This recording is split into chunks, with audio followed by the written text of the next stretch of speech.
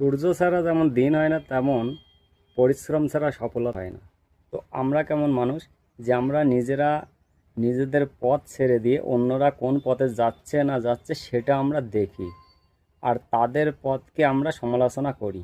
হয় গন্তব্যস্থলে তারা কিন্তু পৌঁছে যাবে, তুমি কিন্তু সেই পিছনে যেখানে পড়ে আসো না সেখানেই পড়ে থাকবে।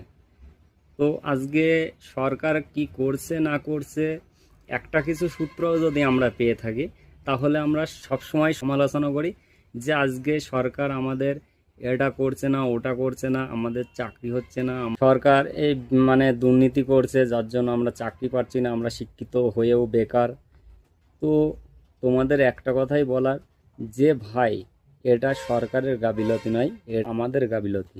তো বহু বছর ধরে এরকম সমালোচনা চলতেই থাকছে আর চলতে থাকবে, কেউ কখনো পরিবর্তন করতে পারবে না।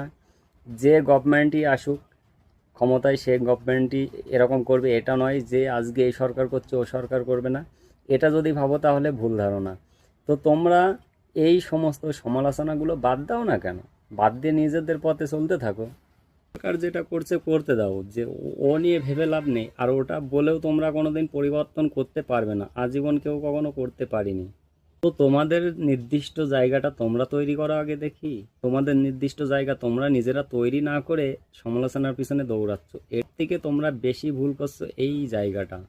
হাজারো লাইন আছে কিন্তু তোমাদের হাজারো চেষ্টা নেই, যেটার জন্য তোমরা এখনও সেই সরকারকে দোষারোপ করে যাচ্ছ বারবার, যে সরকার আমাদেরকে বঞ্চিত করে রাখছে। ভাই সরকার তোমাদেরকে বঞ্চিত করছে না, তোমরা নিজেদেরাই নিজেদেরকে বঞ্চিত করছো। যদি কেউ কিছু পাওয়ার যোগ্য হয় না, তা সরকার কেন, ভগবানেরও ক্ষমতা নেই সেই যোগ্য থেকে আর সেই জায়গা থেকে তোমাকে বঞ্চিত করে রাখার জন্য।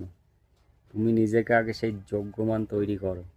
তো আমার কথা শুনতে খারাপ লাগলেও ভাই এটাই বাস্তব। ভালো থেকো, সুস্থ থেকো। জয় হিন্দ, ভারত মাতা কি জয়।